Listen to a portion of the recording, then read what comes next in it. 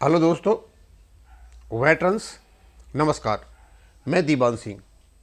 आपको पता है, बैंक पेंशन अपडेशन को लेकर बैंक रिटायरीज के जो विभिन्न एसोसिएशंस हैं वो बेहद कोशिश कर रही हैं और उसमें यूएफबी भी कोशिश कर रहा है। अच्छे मन से कर रहा है या दिखाने के लिए कर रहा है, वो एक अलग बात है। और रात और दिन सबसे पहले टारगेट पर आईबीए होता है, उसके बाद यही संगठन DFS department of finance services के अधिकारियों से मिल रहे हैं और जो फाइनेंस मिनिस्ट्री की जो फाइनेंस मिनिस्टर हैं श्रीमती सीता निर्मला, उनसे भी मिल रहे हैं, सीतारमन जी से। लेकिन अभी तक इसका कोई भी हल नहीं निकल पाया। आखिरकार ये समस्या है कहाँ पे? और कुछ दिन के बाद आपने देखा था कि आईबीए ने एक नोट फॉर इंफॉर्मेशन निकाला। फिर मैंने देखा यार आखिरकार निकाला क्यों होगा, क्योंकि आईबीए ने यहाँ निकाला नोट फॉर इंफॉर्मेशन ये वाला, और उन्होंने ये कहा था भाई कि आईबीए जो है एक एसोसिएशन है किसका, बैंक्स का और एंटिटीज का। और ये क्या क्या है, नाइदर एक गवर्नमेंट एंटिटी, ना तो ये गवर्नमेंट एंटिटी है, ना ये रेगुलेटरी अथॉरिटी है, ना ये स्टेटरी अथॉरिटी है। और इसके ये ज्यूरिसडिक्शन जो सुप्रीम कोर्ट का है आर्टिकल 32 और आर्टिकल 226 के अंतर्गत भी नहीं आता है और ये आरटीआई के अंतर्गत भी नहीं आता है। अब क्योंकि सीआईसी ने तो को माना कि ये आरटीआई में आते हैं, अभी उसका केस चला हुआ है, वो एक अलग बात है। मैंने सारी चीज़ों को देखा और सारी चीज़ों को देखते हुए जब और आगे चले, ये कहानी बनाने के बाद ये क्या कहना चाहते थे, ये कहना चाहते भैया तुम्हारी कोई ग्रीवेंसेज हैं बैंक के खिलाफ या कोई इंक्वायरी के खिलाफ या कोई इन्फॉर्मेशन लेना चाहते हो तो डायरेक्टली आप बैंक के पास जाओ विदाउट इन्वॉल्विंग, यानी आईबीए को इन्वॉल्व नहीं करें। एक बात। दूसरी, it may not be possible for IBA to entertain respond to such communications which please note, और इसको आप नोट किया जाए। और ये प्रॉब्लम किस किस की हो सकती है, एम्प्लॉयज की और बैंक रिटायरीज की। अब बैंक रिटायरीज का मतलब केवल और केवल पेंशन अपडेशन से है। अब आईबीए ये कहता है कि भैया पेंशन अपडेशन की कोई प्रॉब्लम है आप हमारे पास नहीं आए क्योंकि हमारे पास अथॉरिटी नहीं है। अब इसमें आईबीए की कोई मजबूरी है या आईबीए टरकाना चाहता है या आईबीए के वास्तव में भी अथॉरिटी नहीं है? तो ये तो निश्चित है कि आईबीए स्टेट नहीं है, आईबीए स्टेटरी बॉडी नहीं है, आईबीए रेगुलेटरी बॉडी नहीं है, किसी भी एक्ट के अंतर्गत इसका प्रादुर्भाव नहीं हुआ है, इसका एस्टेब्लिशमेंट नहीं हुआ है। तो स्वाभाविक सी बात है कि आईबीए कोई ऐसा एक्शन नहीं ले सकता जो भारत सरकार पर मान्य हो। इससे बेटर तो एक पर्टिकुलर जो बैंक है वो ही ज़्यादा इंपॉर्टेंट है।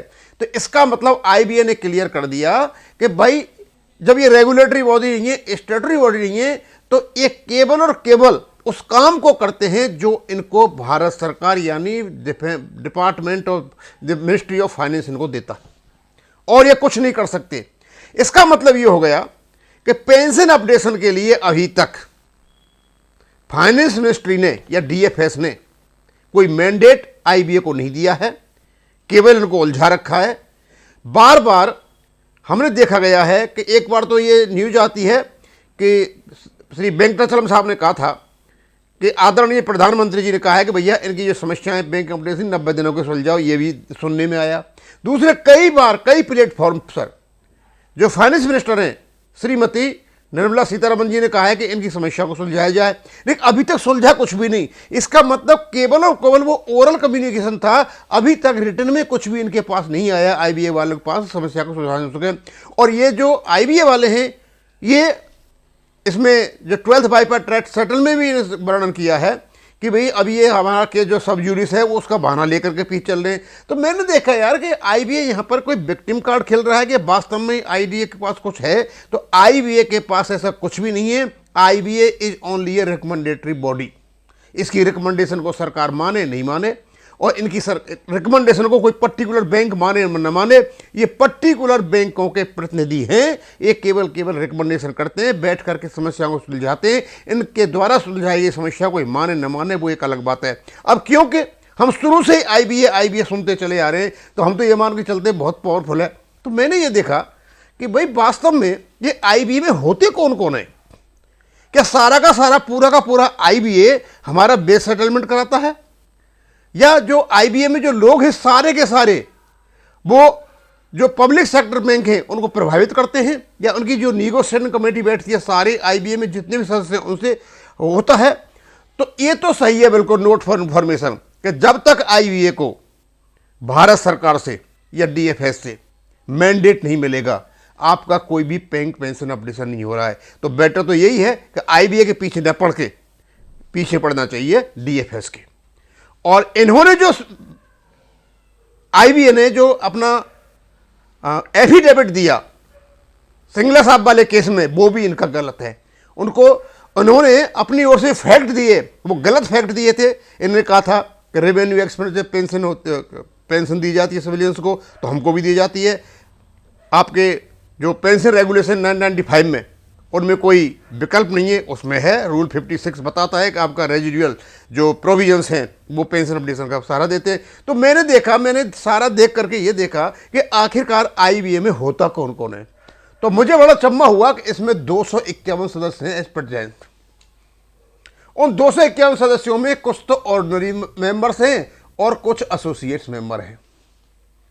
ये ऑर्डिनरी मेंबर बैंक्स हैं और जो एसोसिएट्स हैं वो सारे के सारे जो फाइनेंशियल इंस्टीट्यूशंस हैं। इनमें एक आरबीआई को छोड़ करके रीजनल रूरल बैंक्स। अब रीजनल रूरल बैंक्स में क्या होता है कि इनकी जो एस्टेब्लिशमेंट होता है केंद्र सरकार, राज्य सरकार और जो पर्टिकुलर बैंक होती है वो करती है। इनका अलग, इनको यहां पर रख दिया।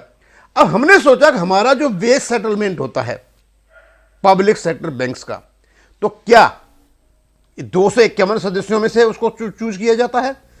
हमारी यूनियन के साथ मिलकर के वो इसको समझौते को करते हैं। मुझे ऐसा लगता है केवल और केवल पब्लिक सेक्टर बैंक का base settlement public sector bank के जो करते हैं, और यह 12 पब्लिक सेक्टर बैंक है और 12 के 12 पब्लिक एक एक प्रतिनिधि बैठा हुआ है, और यहां पर 21 बैंक जो है किसके, प्राइवेट सेक्टर। ये भी अपना आईबीए में जो लोग बैठे हुए रिप्रेजेंट करते हैं, ये भी अपने संगठनों के साथ मिलकर के प्राइवेट बैंकों का समझौता करते हैं।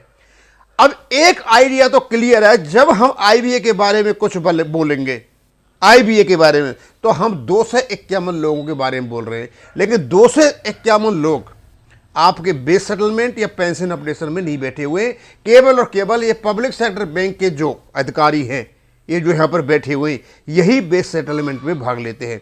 मुझे नहीं लगता कि पब्लिक सेक्टर बैंक के साथ में प्राइवेट सेक्टर बैंक और प्राइवेट सेक्टर के साथ पब्लिक सेक्टर बैंक लेती हो। और रीजनल रूरल बैंक का जो बेज रिवीजन होता है या कुछ भी होता है, इसको केंद्र सरकार करती है।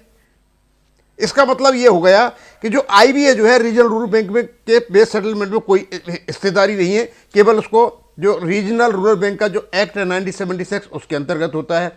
तो ये कहना कि आईबीए ही हमारे काम को नहीं होने दे रहा है, भाई इसका मतलब तो हम तो सारे को नहीं कह सकते हो, केवल ये कह सकते हो ये आईबीए में जो पब्लिक सेक्टर बैंक के जो प्रतिनिधि बैठे हुए हैं केवल वही हमारे बेस सेटलमेंट और पेंशन अपडेशन के करने के हकदार हैं। हम बार बार जो आईबीए की बातें करते हैं, आईबीए भी एक क्या है, आईबीए बनाया गया था 26 सितंबर 1946 को। उस समय सब प्राइवेट बैंक हुआ करते थे 1969 तक। और स्वाभाविक सी बात है कि उस समय एम्प्लॉय और एम्प्लॉयर में आपस में बहुत ज़्यादा डिस्प्यूट होते थे। दुनिया भर के एक्ट उस समय आए थे, उनको एक्टों को पढ़ोगे तो 10-11 एक्ट उस बीच में आए हुए थे। तो हो सकता है ये संगठन इस काम के लिए बना हो कि एक ग्रुप बनाया जाए और कैसे एम्प्लॉय और एम्प्लॉयर के साथ में मिलकर के एक तालमेल बैठाया जाए, ये आपस में झगड़ेबाजी होती उसके लिए, और धीरे धीरे बढ़ करके आज ये। अब इनका जो एक काम है सबका 251 का ये है कि बैंकिंग के क्षेत्र में यदि कोई इंप्रूवमेंट होता है, इंडस्ट्रियल रिलेशंस की बात होती है, या फिर कोई नई टेक्निक आती है, टेक्नोलॉजी आती है, कोई नई इंफॉर्मेशन आती है, या देश के आर्थिक विकास की बातें होती हैं, या रूरल क्षेत्र के विकास की बातें होती हैं, यानी आर्थिक उत्पादन संबंधी या फाइनेंशियल उत्पादन संबंधी कोई ऐसी बात होती है, तो एक ऐसा प्लेटफॉर्म है सारे के सारे बैंकों को यहाँ से आराम से कंट्रोल किया जा सकता है। लेकिन कर्मचारियों की वेज रिवीजन या पे एंड अलाउंसेज वगैरह ये जितने भी होते हैं, ये सारे आईबीए के नीचे नहीं आते। यहाँ केवल एक तो आपका पब्लिक सेक्टर बैंक और प्राइवेट सेक्टर बैंक, शायद इनके ही जो सदस्य यहाँ पर बैठे हुए हैं, रिप्रेजेंट जो बैठे हैं, यही इनमें भाग लेते हैं, इनकी प्रतिनिधि भाग लेते हैं, सारे के सारे। अदरवाइज जितने भी है, अब ये पूछा फॉरेन बैंक्स के आईबीए से क्या लेन देना है, इनका अलग अलग हिसाब किताब होता है। Payment banks, small banks, local area bank, इनका भी अलग होता है। कोऑपरेटिव बैंक्स है, इनका अलग स्ट्रक्चर ढांचा होता है, अलग प्रकार से कर्मचारियों के पे अलाउंसेज होते हैं। और नीचे जितने भी फाइनेंशियल इंस्टीट्यूशंस दे रखे हैं, all India financial institutions, asset reconstruction, even asset reconstruction company भी इसके हिस्सा होते हैं। तो इसके ये कहना कि IBA एज ए होल हमारी पेंशन अपडेशन रोड़ा बना हुआ है, तो ये तो कहना गलत है। IBA नहीं, IBA में केवल और केवल पब्लिक सेक्टर बैंक के जो रिप्रेजेंटेटिव बैठे हुए हैं वो इसमें रोड़ा बने हुए हैं, और इनकी पावर कोई पावर नहीं है। इनकी पावर, क्योंकि ये रेगुलेटरी बॉडी नहीं, इनकी पावर है सिर्फ जब तक इनको फाइनेंस मिनिस्ट्री से या DFS से मैंडेट नहीं मिलेगा, ये कुछ भी नहीं कर सकते हैं, क्योंकि इनके हाथ बंधे हुए हैं। अब मैं तो यही कहूँगा, हो सकता है मैं गलत हूँ भाई, IBA को छोड़ करके डिफेंस मिनिस्ट्री से या DFS से वो मैंडेट निकलवाया जाए कि आप IBA को आदेश दें, उनको आप परमिट करें कि वो पेंशन रेगुलेशन की जो रेगुलेशन 990 उसके अंतर्गत बैंकों का पेंशन अपडेशन करें। अदरवाइज ये मैटर नहीं तो ऐसा का ऐसा ही पड़ा रहेगा। और ये मुझे ऐसा लगता है IBA को DFS एक ढाल के रूप में यूज किया जा रहा है कि हमारे बीच में IBA लगा दिया, और IBA ऐसी कंडीशन में ना बोल सकता है, ना थूक सकता है, और ना निकल सकता है एक ऐसी कंडीशन में। और क्योंकि हमारे सारा का सारा जितना टारगेट होता है IBA पर होता है, और IBA भी खुद पंगा लेता फिरता है। अदरवाइज इनको जो एफिडेविट दिया था उसमें इस प्रकार की बात नहीं करनी चाहिए, जो अनरियल फैक्ट्स थे जो उन्होंने वहाँ पर दिए हुए हैं। अब देखते हैं आगे क्या होता है। इस कहानी बतानी थी, यानी पूरा का पूरा IBA जिसको हम कहते रहते हैं, वो तो IBA में भाई 251 सदस्य हैं, जिसमें से केवल और केवल 12 जो सदस्य हैं उनसे हमारा पेंशन अपडेशन का मतलब है, और उससे हमारा कोई भी लेना देना नहीं है। अब इसको मैं यहीं ख़त्म करूँगा। थैंक यू, धन्यवाद।